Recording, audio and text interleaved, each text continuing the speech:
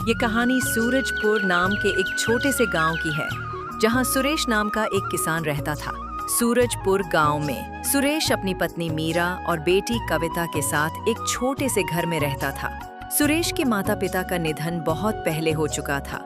उसके पास गांव में छोटी सी जमीन थी, जिस पर वो दिन रात मेहनत करके अपने परिवार का पालन पोषण करता था। अपने पति की मदद करने के लिए रेखा भी गांव के एक जमींदार के यहाँ साफ सफाई का काम करती थी।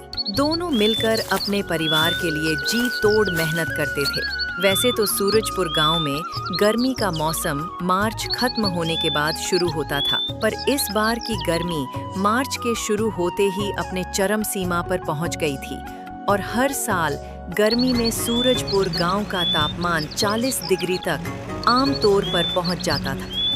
क्या बताऊं, मैं खुद ही सोच रही थी कि इस बार कैसे काम चलेगा। घर में आटा तो बस 2 दिन का बचा है, दाल भी खत्म हो चुकी है, सब्जियां पिछले हफ्ते से नहीं आई।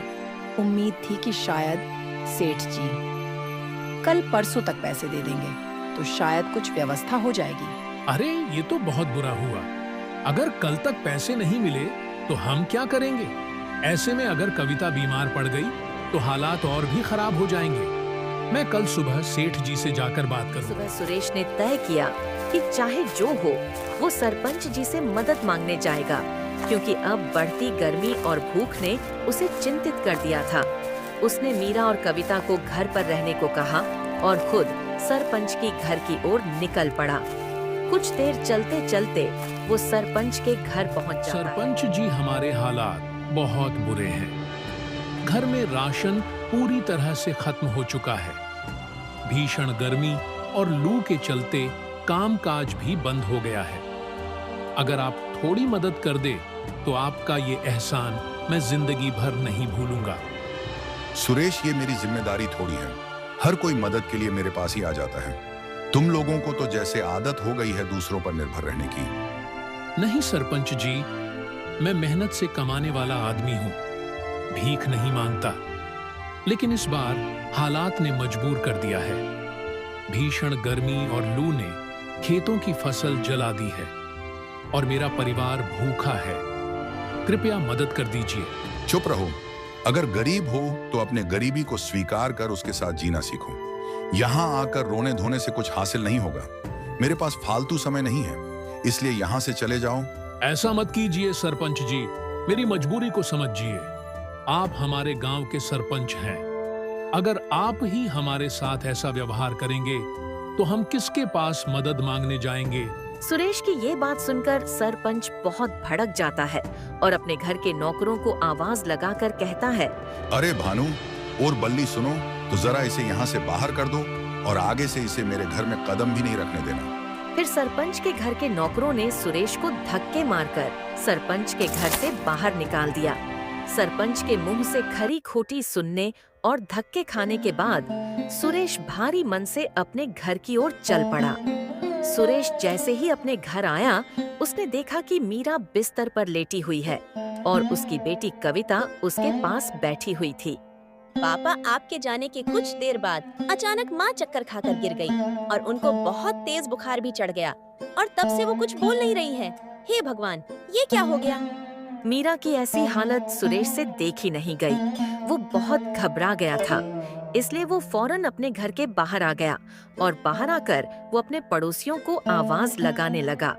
लेकिन ऐसी भीषण गर्मी और चिलचिलाती धूप के चलते कोई भी उसकी सहायता के लिए नहीं आया।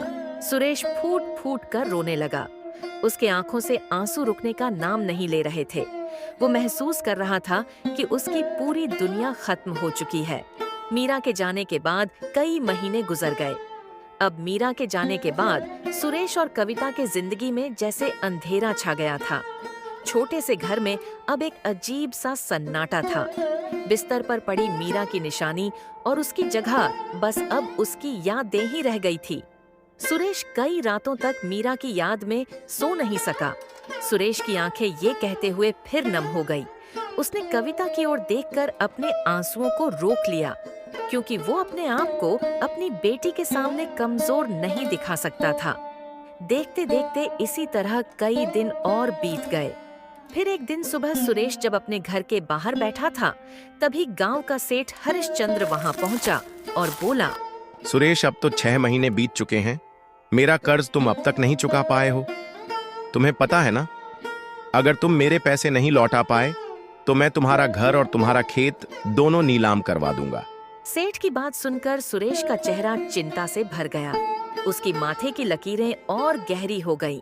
उसने सिर झुकाते हुए कहा, सेठ जी, मैं पूरी मेहनत कर रहा हूँ, लेकिन अभी तक पैसे नहीं जुटा पाया हूँ। मुझे थोड़ा और समय दे दीजिए। देख सुरेश, बहाने बनाने से कुछ नहीं होगा। तुम्हारे पास केवल 10 दिन हैं। अगर इतने समय में कर्ज नहीं चुकाया तो नतीजे भुगतने के लिए तैयार रहना।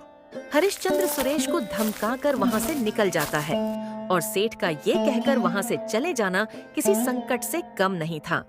वो सोचने लगा कि अब उसे क्या करना होगा। उसकी सोच बार बार अपनी बेटी की ओर जा रही थी। देखते देखते कुछ दिन और गुजर गए और अब सुरेश की चिंता और बढ़ती जा रही थी। 10वां दिन करीब आ गया था। तभी अचानक एक दिन उसका पुराना दोस्त किशन गांव वापस आया। किशन और सुरेश बचपन के दोस्त थे, लेकिन कुछ सालों पर काफी पैसे वाला हो चुका था। जब वो सुरेश के घर पहुंचा तो उसने देखा कि सुरेश गहरे विचारों में डूबा हुआ है। फिर सुरेश ने अपने दोस्त को सब कुछ बता दिया, सेठ के कर्ज और उसकी धमकी के बारे में। ये सब सुनकर किशन का दिल पिघल गया और उसने सुरेश से कहा। किशन की बात सुनकर सुरेश की आंखों में आंसू आ जाते हैं। वो भावुक होकर बोला।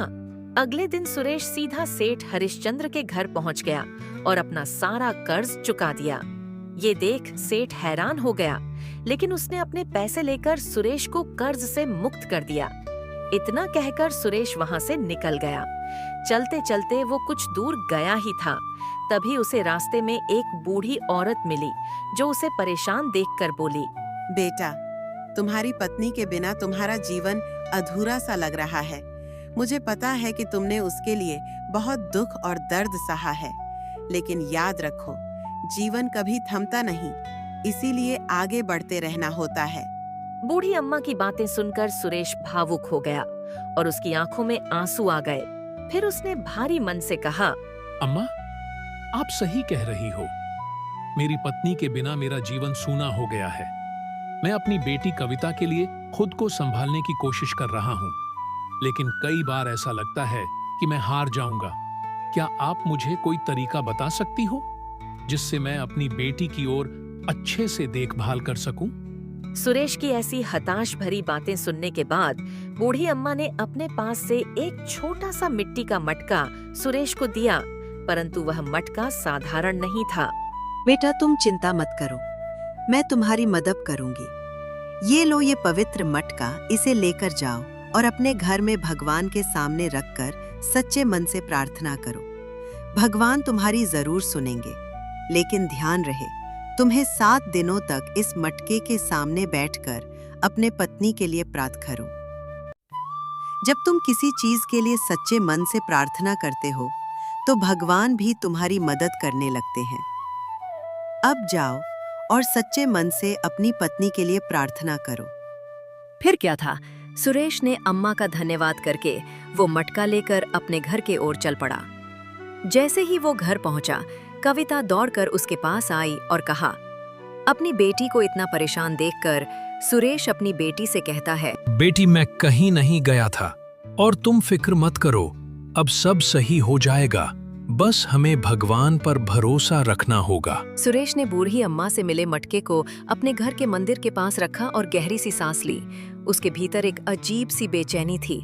सुरेश ने पहले दिन मटके के सामने बैठकर पूरे मन से प्रार्थना की। हे भगवान, मेरी पत्नी चली गई।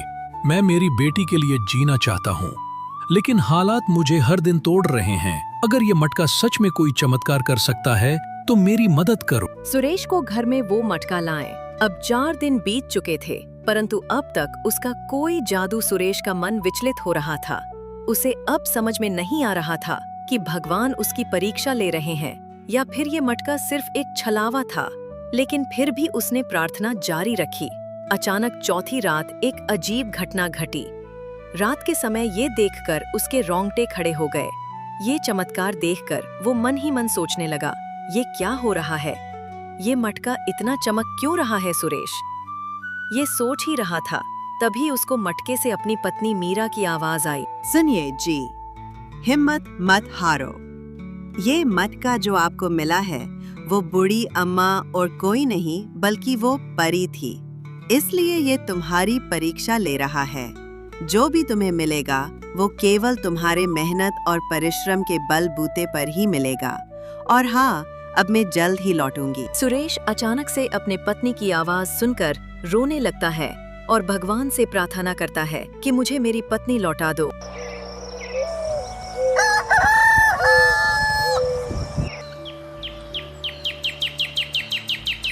कहीं नहीं चाचा, बस बाजार गया था काम की तलाश में। पर बाजार गया तो सुना कि गांव के बाहर कोई फैक्ट्री खुलने वाली है, तो बस वहीं निकलने की तैयारी करने जा रहा हूं।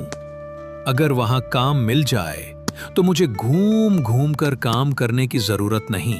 क्या बात है बेटा, मैं भी तुम्हारे पास इसी सिलसिले में बात करने आया हूँ। मैं भी उसी फैक्ट्री में काम कर रहा हूँ और वहाँ के सेठ जी ने मुझे मेहनती और भरोसेमंद लोग लाने को कहा है। तो क्या कहते हो, कल चलोगे मेरे साथ सेठ जी से मिलने? चाचा, मैं अभी सामान बांध लेता हूँ और कल आपके साथ चलने की तैयारी करता हूँ। अगली सुबह सुरेश चाचा के साथ फैक्ट्री के लिए निकल जाता है। रास्ते में चलते चलते सुरेश सिर्फ वो नौकरी पाने की इच्छा कर रहा होता है। कुछ देर बाद दोनों फैक्ट्री पहुंचकर सेठ के सामने खड़े हो जाते हैं। सुरेश अपनी बेटी कविता के लिए आज बाजार से अच्छी अच्छी खाने की चीज लेकर घर आता है। पिता को इतना खुश देखकर कविता भी बहुत खुश होती है और अपने पिता से इस खुशी का कारण पूछती है। अभी सुरेश अपने बेटी से बात कर ही रहा था, तभी वो मटका फिर से चमकता है और उसमें से मीरा प्रकट होती है। सुरेश और कविता का खुशी का कोई ठिकाना नहीं होता है, क्योंकि मीरा अब हमेशा के लिए अपने पति और बेटी के पास आ गई थी। सुरेश को याद आता है कि आज ठीक 7 दिन बीत चुके हैं इस मटके को घर लाकर।